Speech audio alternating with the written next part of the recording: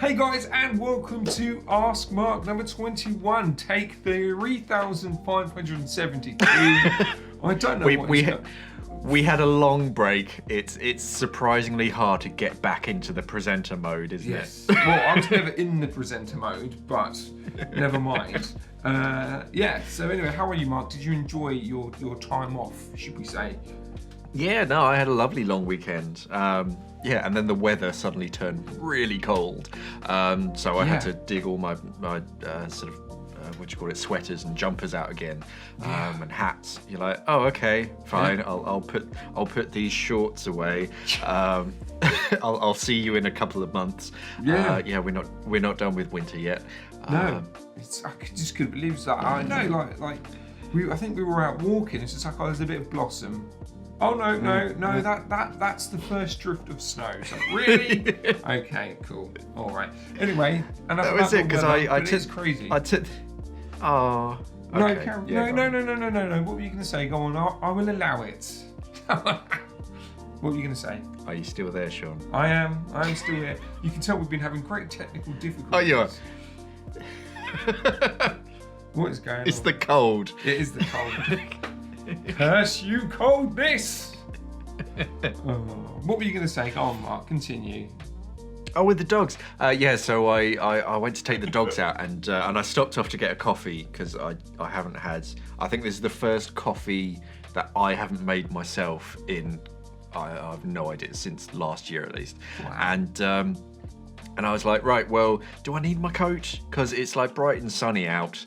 And I was in like a long sleeve tee, and I was like, yeah, I kind of feel okay. And then as I was walking around, I had a backpack which had a coat in it because I like to cover all bases. Yeah. And I got to a point where I was like, well, my body's warm, but my hands are just frozen. So I had to put the coat on as well, just an extra layer. Yeah. It just out of nowhere, you're like, okay, no, it went from like the mid-20s down to like single digit, feels like negative. It's nuts, mate, it's nuts. And there you go, guys, AskMark weather report. Thanks for watching. Thanks for watching, safe diving. Right, let's crack on with the questions. So the first question is from a chap who I'm not going to attempt to say their name. Now, at the beginning of this episode, I said 3,500th attempt. The first attempt, should I say, that we did, I said his name very, very wrong. And if it was to be published or broadcast, we would have to do this show on the deep web. So, Mark, I'm going to pass it over to you. Could you say what you believe, or how you believe you pronounce this chap's name, please? So, first of all, we're assuming gender, which we shouldn't do in this. Well, the picture is of a dude, I think. Oh, I don't see a picture. I just got words. Cool. So I want to say Guige van Leishout. Perfect. That's how I would pronounce it. Apologies if that's wrong.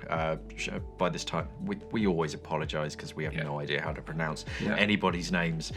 British names are really short, like Sean and Mark. Fred, Dave. Jack. Yeah, that's it. Yeah, so apologies, but general viewers of this channel would know that we absolutely love butchering names. It's just what we do here, guys. Anyway, let's go on to their question, shall we? So it's a bit of a long one. So great video, guys. Keep them coming. I don't particularly like dry suits. The seals that actually keep them dry are too tight and uncomfortable for me.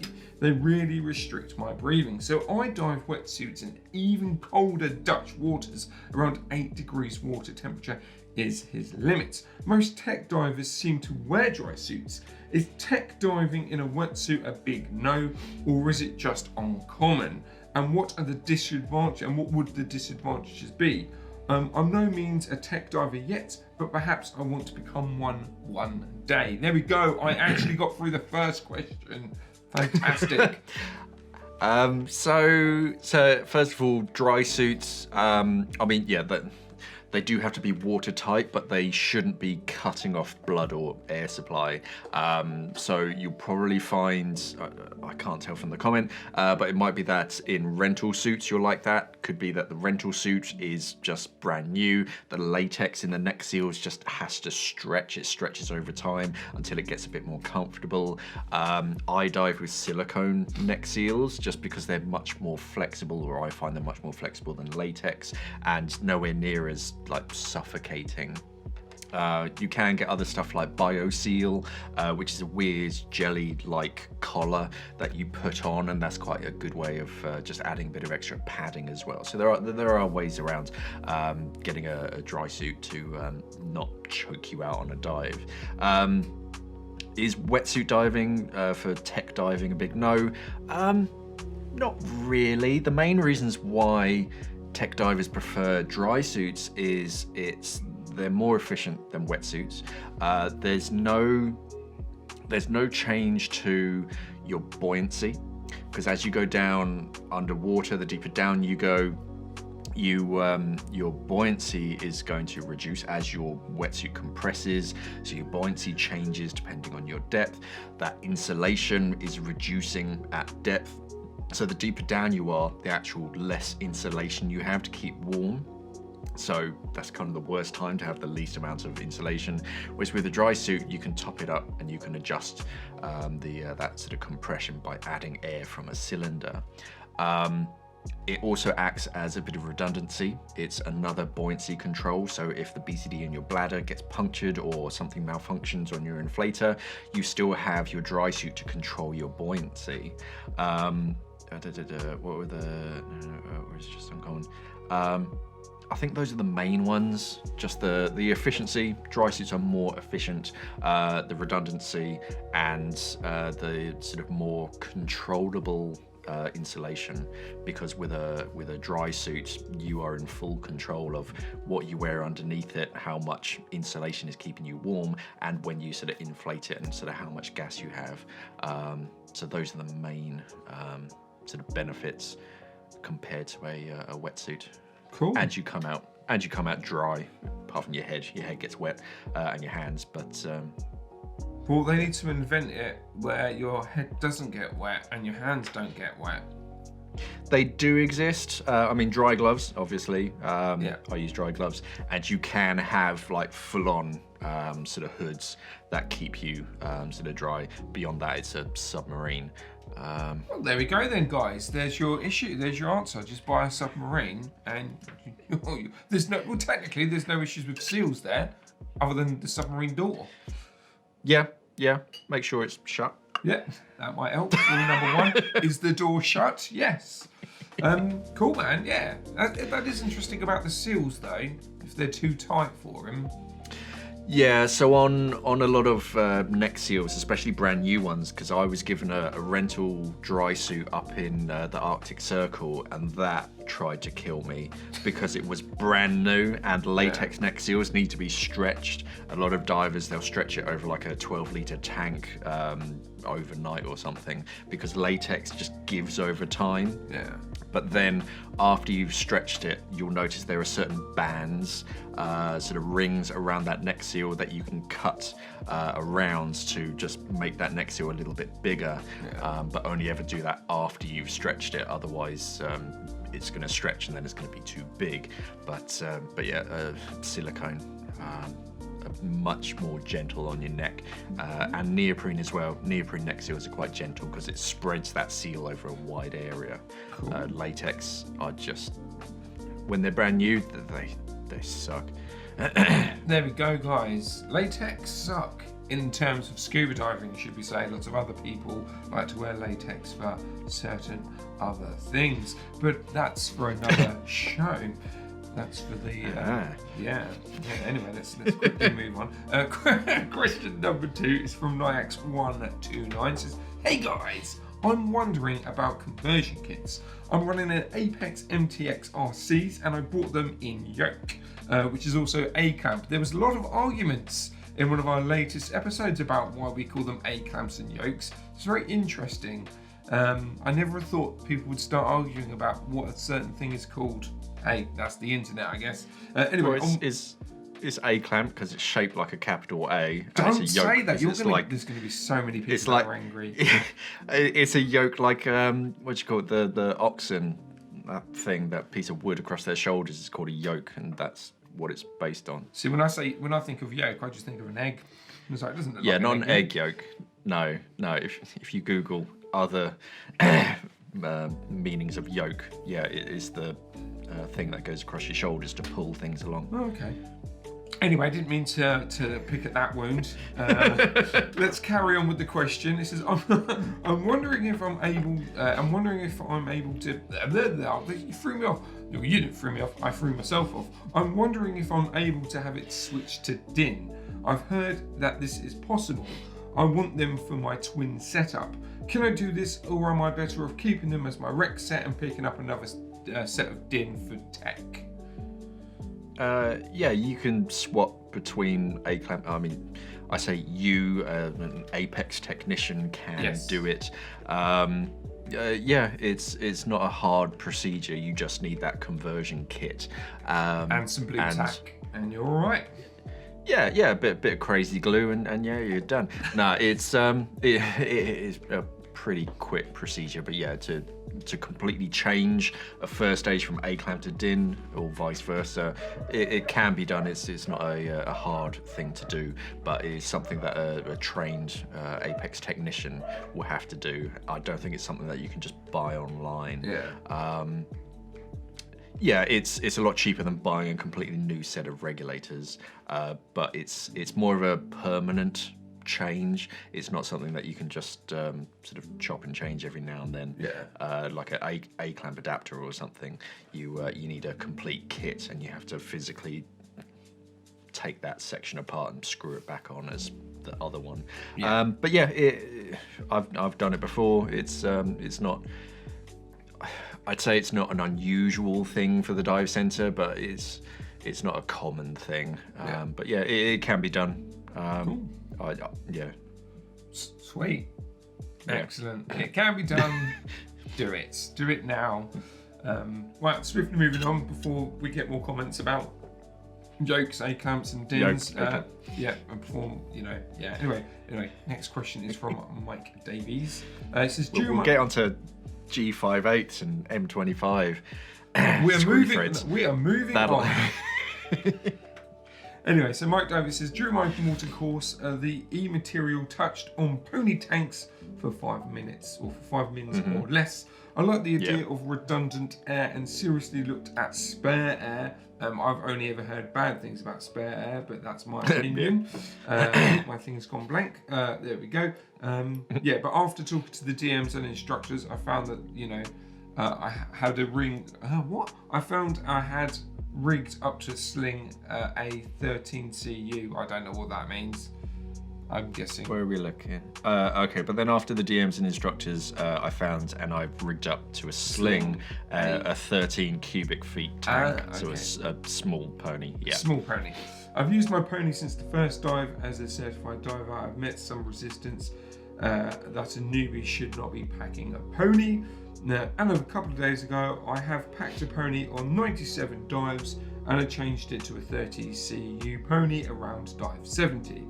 I sling my pony diagonally across my chest. My first dive with one, I did a mask flood, stage 2 out, switched to the pony drill. Somewhere in this there is a question. I'm just going to skip ahead. Thank you very much for your in-depth things, but this is also why we also need to trim down AskMark, because there's a lot of stuff in there. Anyway, what are your thoughts on redundant air for newbie divers, advanced open water divers, and recreational divers in general? And then he says about, he's got his open water on the September the 8th, and then he's got his advanced open water at the end of November. And then he put a side note, I have yellow tip Hollis back fins, and the seals love to nibble the yellow tips. Hashtag yum yum yellow. Yum yum yellow. Yeah. So redundant air supplies are always good. They're mandatory for dive instructors because I think it depends where you are, but it's mandatory when I was teaching that you had a completely isolatable sort of air supply, so that you can just shut it off and still have something completely separate.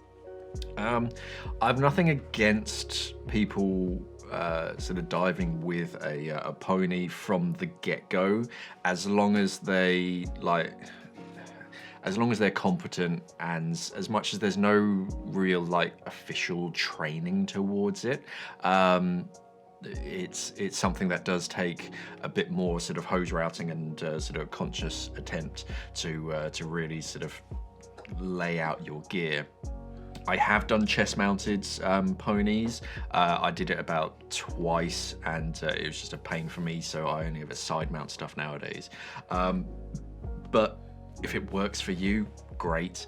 I think most people for ponies, they just sort of clamp it to the side of their primary tank, so it's behind you, normally inverted, so the valve is like towards your lower hip, so that you can find it and just sort of turn it on and switch it off if you need to. But yeah, I've no objections to people sort of starting off with redundant air supply. As a beginner, it's almost a good thing to get into that kind of habit, because yeah, if something happens to that one on your back, the closest thing is going to be your buddy. Whereas if you have your own isolated sort of pony tank, then yeah, you can just switch to that, and then you can either bail out, go up to the surface, or at least get to your buddy and sort things out. Spare air, yeah, as Sean said, I'm not a huge fan of spare air, because they are dinky little bottles, and at depth you're gonna get a few breaths of air. I was talking to one guy who had like tested one of them in a controlled environment and whatnot, and so he basically swam really hard, like into a like holding onto a bar. So he was really huffing and puffing, and then he switched to this, and he was only at about, I don't know, 20 meters or something. He said he got 3 breaths out of it at that rate, and then it was empty. So it's not going to get you to the surface. It'll hopefully get you to your buddy, but it's almost that kind of false sense of security, like, oh well, I've got this, but realistically, okay, 3 breaths and you're out. So don't kind of rely on it to give you enough air to get you all the way back to the surface, which is why when you get to more advanced diving, you plan to bring enough bailout to get you back to the surface at any point of your dive. So yeah, the bigger the better, which is why I dive twins. Yeah, makes sense. Cool. All right, let's crack on to the next question. It's from Cheesy Pops. Hello, Cheesy Pops, channel regular. I hope that you're well. Have you ever cave dived? If not, would you ever do it, Mark? I've done some basic caves, nothing too in depth. I think the most you could possibly call it is like cavern diving, because you can always see the light. Yeah, it's kind of interesting. I do like that kind of exploration, going into very sort of tough environments. I mean, yeah, I've been through restrictions. I've done all of that kind of training and stuff, but I've never really had the opportunity to go into like cenotes and all that kind of stuff. Yeah, I'm up for it. I think a lot of it is just trusting in your own training, that kind of regimentation, and trusting your equipment as well, and trusting your group, the guys that are diving with you, and yeah, just good control. If your buoyancy is still ever in question, then no, it's not quite worth it yet. But yeah, it is that sort of interesting thing. But I have that thing in my mind where I'm just like, ooh, what's around that corner? Let's go a little bit further and sort of explore a little bit further. I think you need that in your head, but no, it's not for everybody. It's not a natural route that anybody should take. It's a serious sort of upgrade, and yeah, you need a lot of training and a lot of discipline to go into caves. But yeah, I'd be happy doing it. Cool. I'll be your buddy. Yeah. I'll be your cave buddy. Yeah. Anyway, I'm not gonna, just in case something does happen down the future, let's quickly move on.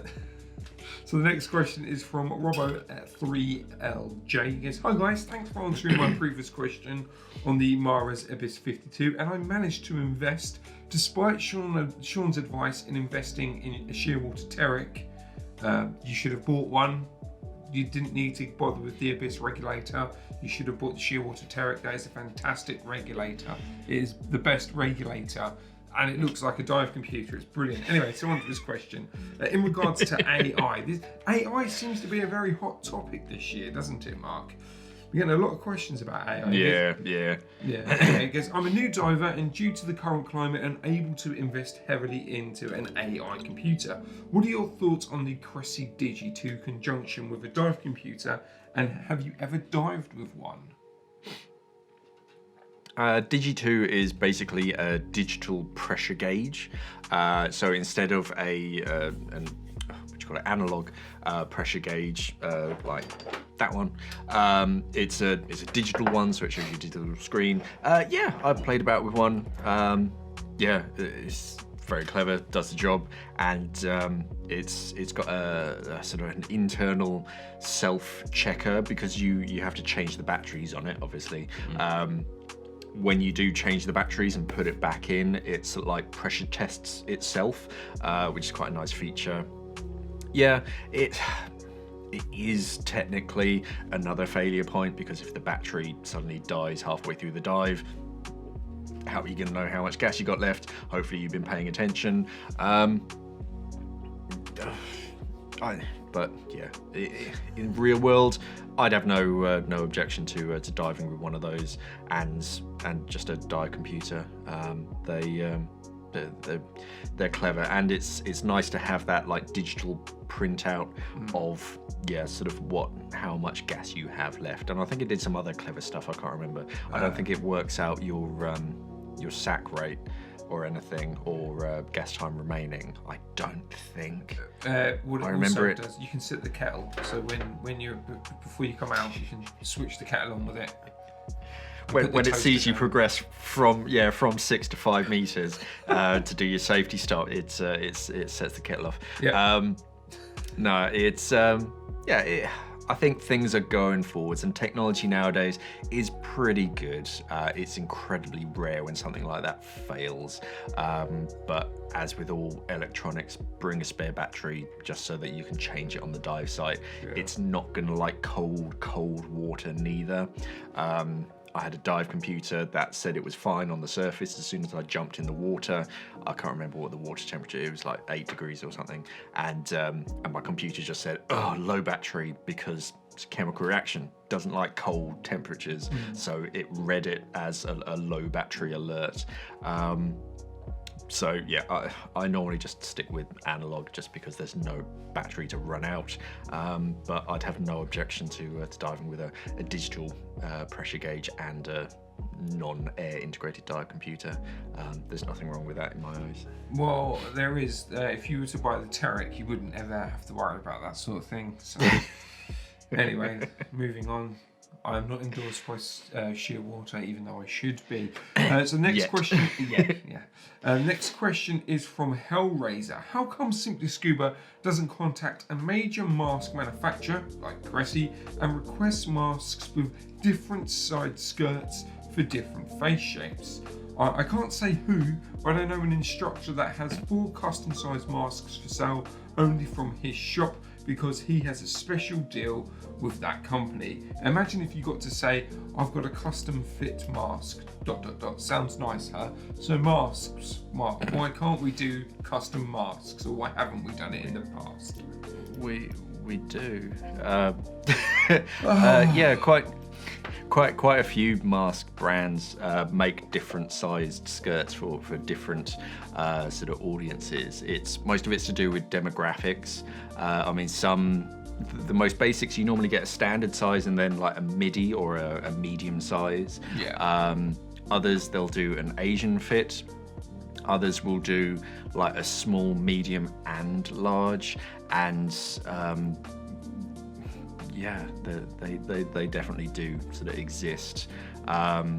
If it's Cressi specific, Cressi have 3 or 4, I can't remember. They have different product ranges, and I think what this chap who shall not be named is is that Cressi has one range which is only available in store, so it cannot be sold online. They have one range that can only be sold online, and then another range which is just anything and everything, a free-for-all. So I imagine that might be what they're talking about. But as far as a custom fit mask, I don't think that's as literal. You take a plaster cast of someone's face, send it off to Cressi, and they make a mask that fits you. I don't think that exists. But yeah, different stock skirts, that definitely exists, and there are some on the website. Maybe not from Cressi, but I know we definitely have Oceanic and Atomic Aquatics. They come in all sorts of different sizes and stuff. Cool. There we go. So yeah, it exists. I think most of it is down to demographics and sort of who buys it, because we're not going to invest in all of these obscure shape, size, sort of masks that fit anybody and everybody, because after a while they're just going to sit in their box in a warehouse and just get old. Whereas it'd be better if it went to a different dealer who does deal to like an Asian specific market. Meh. Cool, awesome. It's not up to me anymore. I'm not a buyer anymore. You're not. No. You've washed your hands of that, young sir. You've joined me on the dark side with marketing, because we have cookies. Do the funny on the video. Do it now. Come on. Anyway, let's swiftly moving on to question 7. This is from Joe Lavois. Lavois? That's how I'm going to pronounce it. Go on then. Thanks. Well, I did, thanks. What do you find is the best mask for a moustache wearer? Just take it off, mate. Then you don't have to worry about your mask.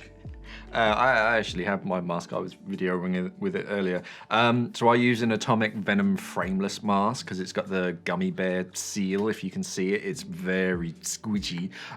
So Does over your top lip. Does it taste like gummy bears when you lick it? No. Oh. No, it doesn't. So over the top lip, it still has that gummy bear bit. So that seals quite effectively, even like around sort of facial hair. Otherwise, I tend to use my my beard's. It's not wax, but it's like I can't remember stuff, and that goes like a balm. Balm. That's a better word for it. Put that over your top lip. That creates an effective seal, or a more effective seal, and it's not going to harm the silicone. It's good for your facial hair. Happy days all around. Cool. So cool. There we go. Hopefully that helps you out. That was a nice, quick response, Mark. I can elaborate if you prefer. No, you're right. So we're at half an hour anyway, roughly. We do have a video on that, so I would pin that somewhere on this video. Yeah, that would go up there about beards and masks. So the last question is from James Milanese. Yeah, Milanese. What do you think Milanese. about? Whoa, sorry. Milanese. Milanese. So this question is based on the first question of AskMark number 20, where someone asks about aquariums and what your thoughts were on Mark. So he goes, what do you think about what I like to call an open water aquarium, where we build structures into the ocean with big viewing windows so these animals can be seen in a natural environment? What do you think about that, Mark? Oh, is that it? That is it? I think there's one in I think there's one in Norway where I think it's a restaurant sort of built into the coast and like underwater. There's plenty in I want to say the Indian Ocean, that kind of direction, where underwater tunnels and all that kind of stuff. Yeah, they're cool. I don't think they'll pull in as many like tourists and like day-to-day visitors as a dedicated aquarium, because there's absolutely zero guarantee that the whatever it is going to swim past the window. So I think there's less like guaranteed draw for people, but I'm all for it because it's less intrusive, as long as you're not destroying a habitat just to build this thing. But yeah, we just broke up some coral. It's fine. But yeah, it's cool, and it's something a little bit different. I was watching a thing yesterday, and it was a guy who kept crocodiles or whatever they were in his backyard. He had this whole like terrarium thing, zoo going on in his back garden. But he said, yeah, my ultimate goal was to like build like a swimming pool, which was 2 swimming pools end to end with this big glass divider. In one pool was the crocodiles or alligators, whatever they were, and the other one is like a public swimming pool, so that you could like swim side by side, separated by glass, and I imagine a fairly tall fence. But yeah, you could like sort of swim side by side by these crocodiles, and I was like, yeah. This is less swimming pool that we're talking about. We're talking about going into the sort of open ocean. Yeah, it's cool. It would be a good way to get people to experience the sort of the underwater realms without even getting wet. It's not quite as intrusive as literally yanking the fish or whatever it is out of their natural habitat and plonking them in the swimming pool. It's better for sort of marine life. So yeah, it's a win-win. But as far as like money making and sort of sheer numbers, it's not going to make nearly as much as a dedicated aquarium. So we'll see a few, but I don't think they're going to be as big as like Waterworld or whatever it was called, SeaWorld. Yeah. Well, they've got several ones. I don't know whether it's in Canada. They've started to do marine like where they've rescued like belugas and orcas and stuff, and they've got like a marine preserve there, and you can kind of go there. They've been put there, but it's almost in their natural environment. You know, they're not caged or anything. They've just got a protected area which they explore. Yeah. I don't know. Yeah, but like you say though, you know, the fact that you can go to the heart of London and see like penguins now, that makes me sad. Yeah. But you're never going to top that, are you? Let's be honest. No, I mean this would be a compromise, and beneficial to sort of all parties involved. It's just you if you do go there, don't get upset if you don't see anything because nothing swam in front of the window. Oh, look at this plastic bag. or should I say, thanks to Conspiracy, look at that fishing rope. Yeah, everywhere, man. Everywhere. That's it. What are your thoughts, guys, on the open water aquarium? Do you reckon that's a good idea? Let us know in the comments below. And that is it for for this week's AskMark. Thank you very much for pushing through with us on take 7,521 of today's show. You can tell we've had some time off, and also got a bit of exciting. It's not really exciting news. So obviously I do 8 questions for AskMark, but as of next week we're only going to be doing 6, basically because it doesn't take too long to edit. It's just the rendering and the uploading of this show takes absolutely forever. So we're just whistling it down. I mean, in theory we could take out all the blurb between me and Mark, but that's not fun. No. People like the blurb. People miss the blurb. Well, we have quite a lot of comments saying, "Oh, bring back Daily Deco, bring back Daily Deco." If you did like Daily Deco, you should definitely check out our podcast, Deco Stop, because it's basically the same show, but it's once a week and it's podcast only at the moment. And again, I think what we're gonna do some tests in the next week or so, or 2 weeks, where we might stream it live on Instagram when we record it. That'd be interesting, wouldn't it, Mark? Yes. Time will tell, because we're still in that awkward kind of lockdown has not officially ended, but it's relaxed a little bit. So we can start to look for sort of studios again. Then we can get into sort of the real stuff and spend a bit more time on the videos. So hopefully things are going to change in the next few months. But yeah, lots of cogs have got to all turn at the same time. So we will. We'll see. We'll see. At the moment, yeah, we're still in social isolation. Yes. I mean, technically, me and Mark can go and see each other. We just don't like each other.